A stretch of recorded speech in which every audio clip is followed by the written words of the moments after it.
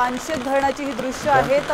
पुणे जिल्ह्यामध्ये सर्वदूर पाऊस झालाय आणि या पावसामुळे पानशेत धरणाच्या पाणी पातळीमध्ये मोठ्या प्रमाणात वाढ झाली आहे। गेल्या 2 दिवसांपासून झालेल्या मुसळधार पावसामुळे धरणाची पाणी पातळी वाढल्याचं समोर आलंय। तर या संदर्भात आढावा घेतला आमचे प्रतिनिधी अक्षय बडवे यांनी। पुणे जिल्ह्यात गेल्या 2 दिवसांपासून मुसळधार पावसाने हजेरी लावली आहे। हवामान विभागाने दिलेल्या अंदाजानुसार पुणे शहर आणि जिल्ह्याला ऑरेंज अलर्ट देण्यात आलाय। मी सध्या पानशेत धरणाच्या परिसरात आहे आणि आपण जर पाहिलं तर पानशेतमध्ये कालपासून जवळपास 100 मिलीमीटर पाऊस झाल्यामुळे पानशेत धरणाचा सगळा भाग जो आहे, ज्या ठिकाणी मोठ्या प्रमाणावर जी खरं तर डोंगर आहेत, हिरवी झाडं आहेत, त्याला एक मोठी हिरवी झालर पसरली आणि त्याचबरोबर पानशेत धरणाच्या पाणी पातळीत सुद्धा मोठी वाढ झाल्याचं पाहायला मिळतंय।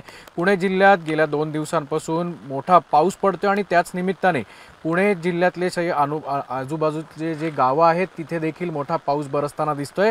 आपण बघतोय मागील 24 तासापासून पाऊस अगदी झपाट्याने वाढत आहे आणि धरणाची पाणी पातळी पण झपाट्याने वाढत आहे। मागील 24 तासात एकूण 99 mm पाऊस झालेला आहे। आम्ही सगळे मान्सून पूर्व तयारी करून या मान्सूनसाठी सज्ज आहोत। कॅमेरामन किरण काजेसह अक्षय बडवे, साम टीव्ही न्यूज, पुणे।